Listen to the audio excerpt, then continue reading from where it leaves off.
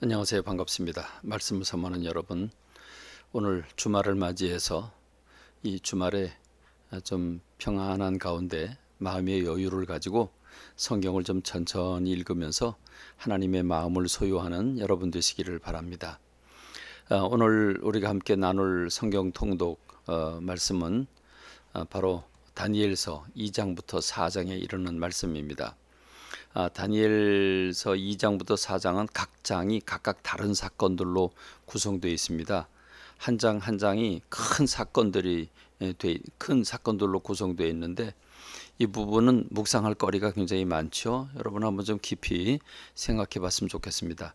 2장에서는 다니엘이 큰 위기를 만납니다. 죽음을 눈앞에 두고 있는 위기의 상황이 온 겁니다. 그 사건은 느부갓네살이라고 한 이 바벨론의 그 막강한 왕 느부갓네살이 꿈을 꿨습니다. 너무도 선명한 꿈을 꿨는데 그 꿈을 꾸고 그 꿈을 잊어먹었습니다. 그래가지고 이 바벨론에 있는 모든 유명하다고 하는 실력 있다고 하는 박사들 또는 뭐 점술가들 다 불러 모읍니다. 불러 모아놓고 이렇게 주문을 하죠. 내가 꾼 꿈, 그 꿈을 너희들이 말해라. 그리고 그 꿈이 내용이 뭔지 그 꿈을 해석해라. 이렇게 요청을 합니다. 그러니 여러분 이게 환장할 노릇이죠. 세상에 누가 자기 꿈을 알려주지도 않으면서 그 꿈의 내용이 뭔지를 해석하라고 하는 게 말이 되겠습니까? 그런데 여러분 이건 뭐 하늘 나는 새도 떨기는 그런 막강한 힘을 가진 느부갓네살 왕 아니겠습니까? 그러니 사람들이 여기저기서 죽어갑니다. 자, 다니엘도 죽음을 당할 위기에 놓여 있습니다. 그래서 아리옥이라고 하는 그 왕의 신하가 그에게도 생명을 재촉하지요.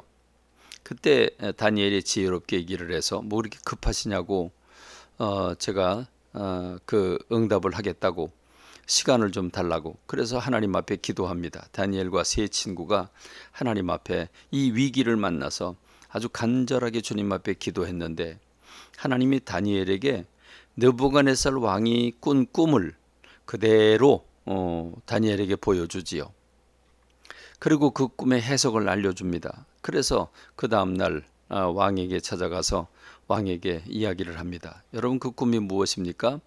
큰 신상을 보지요. 큰 신상인데 머리는 금으로 돼 있고 가슴은 은으로 되고 배는 구리로 돼 있고 그리고 종아리는 철로 돼 있고 그 다음에 발은 일부는 쇠고 일부는 흙으로 되어 있는데 이게 머리부터 발끝까지 쭉 어마어마한 그 신상이 만들어지는데 이렇게 발가락까지 다 만들어지니까 그때 하늘에서 손대지 않은 돌이 하늘에서 떠서 내려와 가지고 그 신상을 다 부서뜨립니다.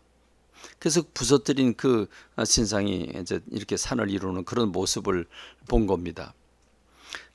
이 모습을 이 다니엘이 느부갓네살 왕에게 해설을 해주죠.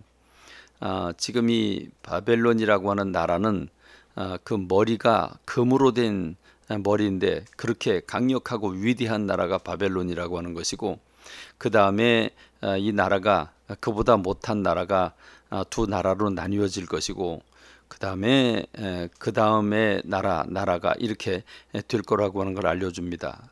이것은 역사적으로 바벨론이 메디아와 페르시아로 그리고 히랍으로 그리고 로마로 그리고 열 나라로 세계 모든 이제 그 나라가 이제 흩어지는 그런 일부는 강하지만 일부는 약한 그런 나라들 이렇게 세계 여러 나라가 만들어질 때 하나님께서 세상을 심판하시는 그 뜨인 돌 주님이 재림하셔서 세상을 심판하신다고 하는 말씀이죠. 그러니까 이 바벨론의 느부갓네살 왕부터 세상 끝날까지의 역사를 이 신상을 통해서 보여준 겁니다.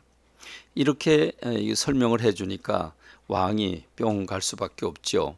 그래서 그를 총리 대신으로 부탁하는 그런 모습을 보게 되지요.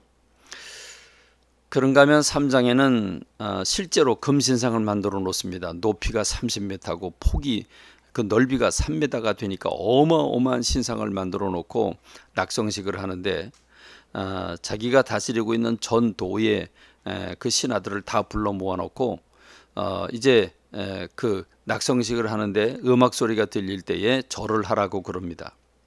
절을 하지 않으면 풀무불에 던지겠다고 했는데 다니엘의 세 친구 사드락 메삭 아벳느고가 절을 하지 않죠. 우상에게 어떻게 절을 하겠습니까? 결국 그들이 붙들려 갑니다. 그들을 아끼고 있던 왕은 이제라도 너에게 기회를 줄 테니까 이제라도 절을 해라. 내 앞에서 너희를 건져낼 신이 도대체 누가 있겠느냐. 그렇지만 그들은 이렇게 아주 당찬 신앙 고백을 합니다. 느부갓네살이요, 우리가 이 일에 대하여 대답할 필요가 없습니다. 왕이요, 우리가 섬기는 하나님이 계신다면 우리를 맹렬히 타는 풀무불 가운데서 능히 건져내시겠고 왕의 손에서도 건져내실 것입니다. 그러나 그렇게 하지 아니할지라도 왕이요, 우리가 왕의 신들을 섬기지도 아니하고 왕이 세우신 그 금신상에게 절하지도 아니할 줄 아옵소서라고 선포를 하고 통고를 하지요. 그러자 화가 머리끝까지 난 이 느부갓네살 왕 그들을 풀무불에 평소보다 7배 더 뜨겁게 해서 던집니다. 그들을 던진 병사가 죽을 정도였습니다. 그러나 풀무불이 던져지자 그들의 결박이 다 풀어지고 그리고 신들의 아들처럼 생긴 자가 같이 그들을 그 풀무불에 있게 되지요. 그래서 그들이 풀려나게 되는데 하나님께서 그들을 보호해 주심으로 말미암아 그들이 구원을 받게 됩니다. 그래서 하나님께 영광을 올리게 되는 사건이 생기죠. 이 놀라운 하나님의 권세, 이 하나님보다 더 높은 분이 어디냐, 이걸 느부갓네살이 깨닫게 됩니다.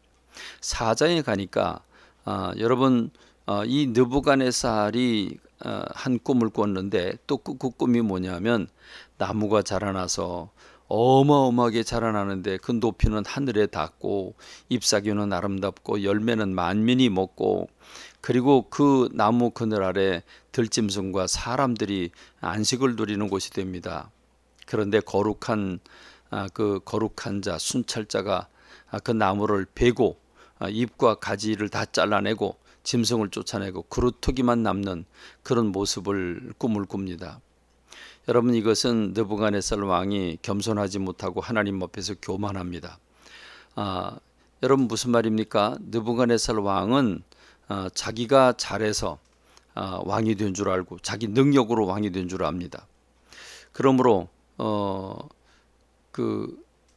하나님께서 그를 진노하셔서 그를 때리신 거죠. 그는 이렇게 얘기를 하죠. 이 큰 바벨론은 내가 능력과 권세로 건설해서 여기까지 왔고 내 위엄의 영광이다 라고 얘기를 합니다.